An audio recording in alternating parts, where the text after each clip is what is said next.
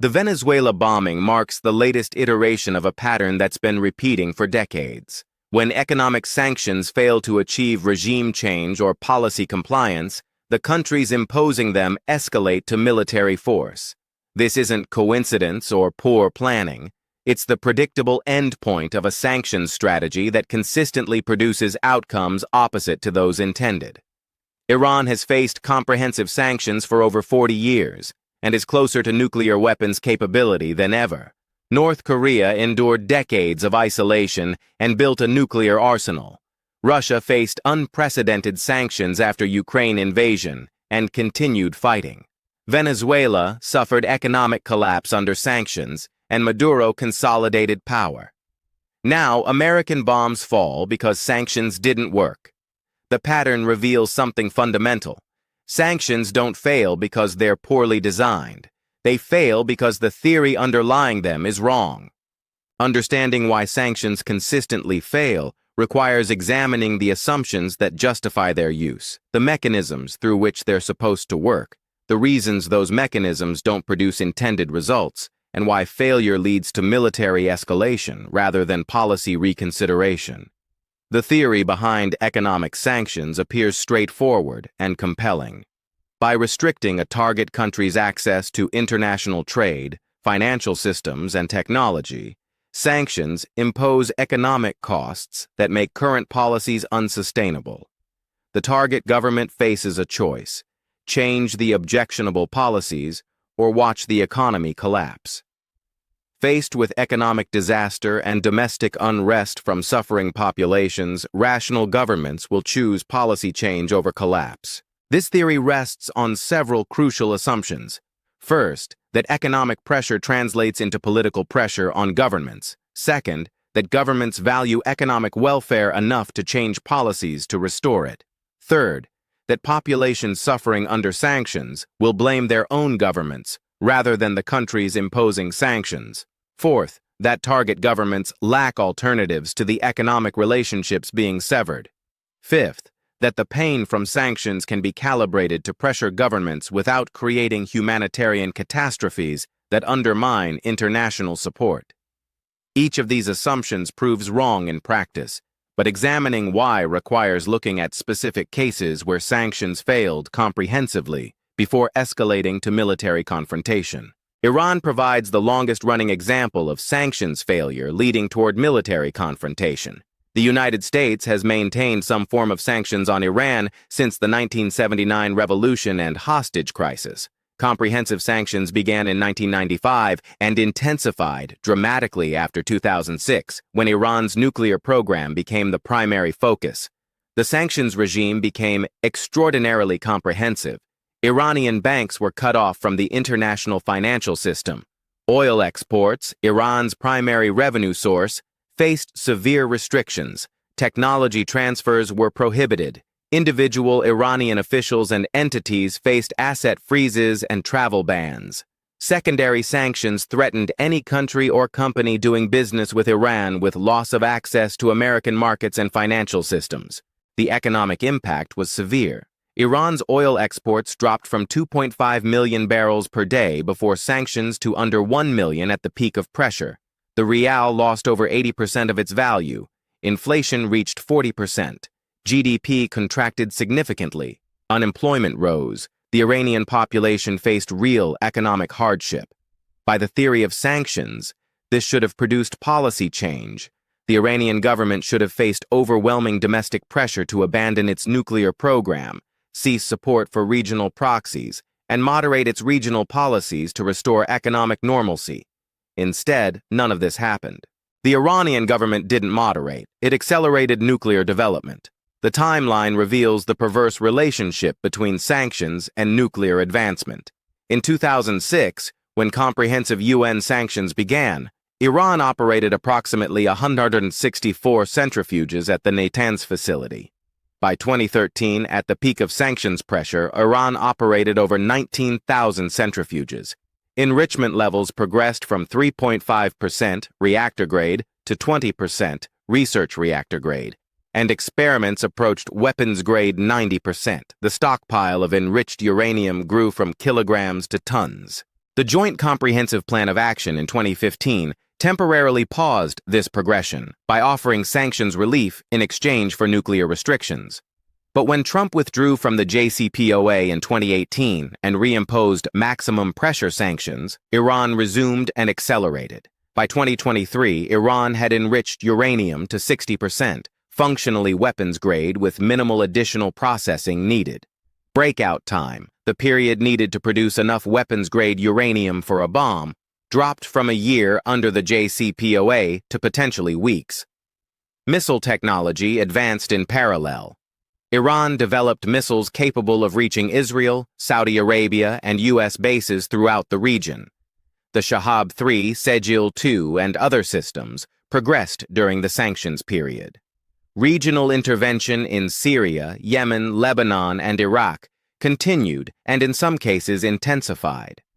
Every metric of the behavior sanctions were meant to change moved in the opposite direction. Why? Because every assumption underlying sanctions theory proved wrong in the Iranian case. Economic pressure didn't translate into effective political pressure because the Iranian government had mechanisms to insulate itself from popular discontent. The Revolutionary Guard and security services maintained control regardless of economic conditions. The government could blame sanctions, correctly, for economic suffering rather than accepting responsibility for policies that triggered sanctions. This external enemy narrative strengthened regime cohesion rather than weakening it. The Iranian government didn't value economic welfare above nuclear program and regional influence because the nuclear program and regional influence were understood as existential security issues. For Iranian leadership, nuclear capability deters the regime change that America pursued in Iraq and Libya. Regional influence through proxy forces provides strategic depth against adversaries. These aren't negotiable preferences. They're core security requirements that no amount of economic pressure can eliminate. Iranian populations did blame their government for corruption and mismanagement, but they also blamed America for sanctions that caused suffering. This created complicated politics, where Iranians could simultaneously oppose their government and oppose American pressure. The sanctions didn't create unified opposition to the regime. They created divided opposition, where nationalism and anti-imperialism competed with economic grievances. Iran found alternatives to severed economic relationships through multiple mechanisms. China became Iran's largest oil customer, providing revenue despite sanctions. Russia provided military technology and diplomatic support. Turkey served as a conduit for trade that evaded sanctions. Iranian businesses developed sophisticated sanctions evasion networks. The pain from economic isolation was real but not fatal because alternatives existed. The result after 40-plus years of sanctions is an Iran closer to nuclear weapons capability than when sanctions began, with greater regional influence, and with a government that has learned to survive economic pressure through repression, external support, and blame deflection. The sanctions failed completely at their stated objectives. Now the conversation shifts from economic pressure to military options. Discussion of strikes on Iranian nuclear facilities, of direct confrontation with Iranian forces in the region, of war with Iran. These are presented as necessary because sanctions didn't work. But sanctions didn't work for predictable reasons that were obvious from the beginning. The escalation to military options isn't a last resort after exhausting peaceful alternatives. It's the inevitable destination when you begin with a strategy guaranteed to fail. North Korea provides an even starker example of sanctions failing and creating conditions for escalation. North Korea has faced comprehensive international sanctions since the 1950s, intensified after nuclear tests beginning in 2006. The UN Security Council has passed multiple resolutions imposing ever tighter restrictions on North Korean trade, finance, and technology access. The theory was that North Korea, one of the world's poorest countries with minimal economic connections, would be particularly vulnerable to economic pressure. Cut off from international trade and financial systems, facing severe food and energy shortages, the Kim regime would choose economic survival over nuclear weapons. The population would pressure the government to change course, or the military would stage a coup to restore stability. The reality was opposite at every level. North Korea not only maintained its nuclear program under maximum economic pressure, it accelerated dramatically. The progression reveals sanctions' counterproductive effects. North Korea's first nuclear test in October 2006 produced a yield of less than 1 kiloton, a partial fizzle. UN Security Council Resolution 1718 imposed comprehensive sanctions in response. By 2009, North Korea conducted its second test, with improved results. Resolution 1874 tightened sanctions. By 2013, the third test demonstrated miniaturization progress. Resolution 2094 expanded sanctions further. The fourth test in January 2016 was claimed as a hydrogen bomb. Resolutions 2270 and 2321 imposed the tightest sanctions yet. Then the acceleration became undeniable. 2017 saw 2 nuclear tests, including a genuine thermonuclear device, with yield estimated at 250 kilotons, over 15 times the Hiroshima bomb. The same year saw 3 successful ICBM tests, Hwasong 14 and Hwasong 15, demonstrating range to reach the continental United States. Resolution 2397 in December 2017 imposed what were called the strongest sanctions in UN history. By 2023, estimates suggest North Korea possesses 30-60 nuclear warheads with missiles capable of reaching anywhere in the United States. From crude nuclear devices tested in 2006 during early sanctions to sophisticated thermonuclear weapons and ICBMs developed under maximum sanctions, the program advanced most rapidly during the period of most intense sanctions. The mechanisms of failure were similar to Iran but more extreme. The North Korean government is essentially sanctions-proof because it doesn't depend on population welfare for political survival. The Kim regime maintains power through comprehensive repression, ideological control, and elite loyalty purchased through privileged access to scarce resources. Economic collapse doesn't threaten the regime. It strengthens control by making the population completely dependent on state distribution of food and necessities. The population cannot effectively pressure the government because independent political organization is impossible under totalitarian control. North Koreans who suffer under sanctions don't have mechanisms to express political opposition or organize pressure for policy change. The suffering is immense. Periodic famines, chronic malnutrition, economic deprivation, but politically irrelevant to regime decisions. North Korea found alternatives through China, which provides enough economic support to prevent total collapse while benefiting from having North Korea as a buffer state. Chinese trade and aid flow at levels that keep the regime functional but don't require North Korea to moderate policies that China also benefits from. Russia provides additional support. The sanctions create isolation but not fatal pressure because the minimal external support needed for regime survival continues. The result is a North Korea with nuclear weapons and intercontinental missiles developed during decades of comprehensive sanctions specifically designed to prevent exactly that outcome. The sanctions failed absolutely. And now the conversation is military options, preventive strikes, regime decapitation, accepting North Korea as a nuclear state, because the economic pressure that was supposed to make military force unnecessary instead created the exact threat that military force would address. Russia's experience with sanctions after the Ukraine invasion demonstrates the pattern in compressed time frame. The United States and European allies imposed what were described as unprecedented, comprehensive, devastating sanctions designed to cripple Russia's economy and force withdrawal from Ukraine. Russian banks were expelled from SWIFT. Central bank reserves were frozen. Technology exports to Russia were banned.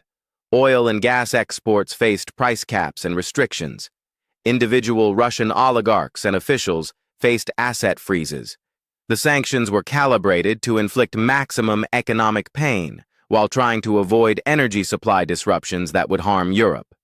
The economic impact was real. The ruble crashed initially. Stock markets plunged. Western companies exited the Russian market. Access to advanced technology was restricted. GDP contracted, but the impact on Russian policy was zero. Russia didn't withdraw from Ukraine. Military operations continued and intensified. Annexed territories were formally incorporated. Mobilization expanded the war effort. Every metric of the behavior sanctions were meant to change went the opposite direction. The reasons for failure matched the patterns from Iran and North Korea. The Russian government proved capable of weathering economic pressure through repression of dissent, control of media narratives blaming the West, and nationalist appeals that framed the war as existential defense against Western aggression. Economic pain existed, but political impact on government decision-making was minimal. Russia found alternatives to Western economic relationships faster than sanctions advocates predicted. China increased purchases of Russian energy dramatically. Russian oil exports to China grew from 1.6 million barrels per day before the war to over 2 million by late 2023. India, which imported minimal Russian oil before sanctions, became the second largest buyer at over 1.5 million barrels per day. The price cap coalition imposed $60 per barrel limits, but Russian oil sold above the cap through non-Western buyers and shadow fleet tankers that evaded tracking. Trade reorientation accelerated beyond energy. China-Russia bilateral trade exceeded $200 billion in 2023, up from $147 billion in 2021. The yuan replaced the dollar in Russia-China transactions. Russian businesses adapted through intermediaries in Turkey, UAE, and Central Asian countries. Parallel imports brought sanctioned goods through third countries. Technology restrictions were evaded through smuggling networks and shell companies. The Central Bank of Russia implemented capital controls, required exporters to convert foreign currency earnings to rubles, and raised interest rates to stabilize the ruble. After initial crash, the ruble recovered to pre-war levels. Import substitution accelerated across sectors. Western brands exited, but Russian and Chinese alternatives filled gaps. Most tellingly, Russian production of weapons and ammunition increased under sanctions despite Western technology restrictions. Defense industries adapted by simplifying designs, using available components, and accepting lower technological sophistication in exchange for higher production volumes. The sanctions that were supposed to limit Russia's ability to sustain war effort coincided with Russia dramatically expanding military production. The pattern is identical to Iran and North Korea. Sanctions failed to change government policy. The target adapted, found alternatives, and in key respects became more committed to the policies that triggered sanctions. Now, the conversation in Western capitals is military escalation, direct NATO involvement, long-range weapons for Ukraine, expanded war aims, because the economic pressure that was supposed to make war unnecessary has failed. Venezuela's case completes the pattern while adding the bombing that makes the escalation from failed sanctions to military force explicit. Comprehensive sanctions from 2017 onward were supposed to collapse Maduro's regime. The Venezuelan economy was already in crisis from Chavista mismanagement. Sanctions were supposed to be the final pressure that forced regime change.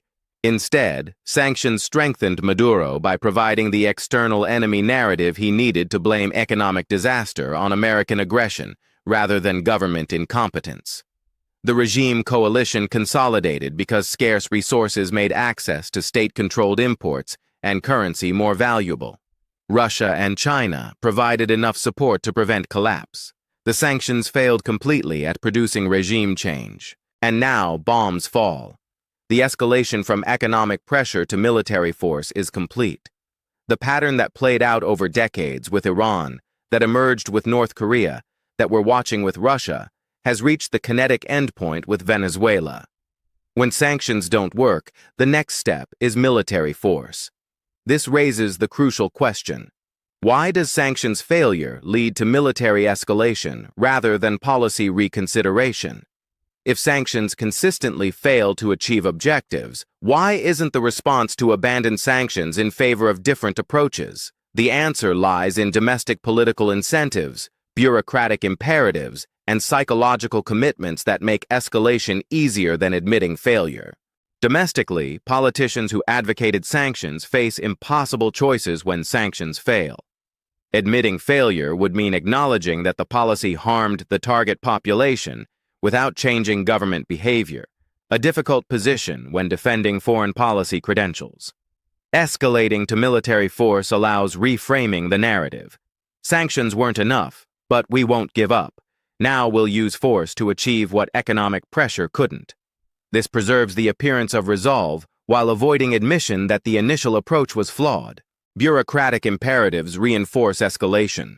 The agencies and officials responsible for sanctions implementation have institutional interests in continued engagement with the problem. If sanctions are declared failed and abandoned, those bureaucratic resources become unnecessary. Escalation to military options creates new missions and justifies continued resource allocation. The bureaucracy doesn't deliberately undermine policy success, but it has structural incentives that make escalation more attractive than declaring failure and disengaging. The sunk cost fallacy operates powerfully. Having invested political capital, diplomatic effort, and economic costs in sanctions, policymakers face psychological pressure to escalate rather than write off the investment. This is irrational. Past costs shouldn't influence future decisions, but it's how humans actually make decisions. Escalation feels like building on previous efforts rather than admitting those efforts failed. Ideological commitment to the idea that American power should reshape other countries' behavior makes it psychologically difficult to accept that some governments won't comply regardless of pressure.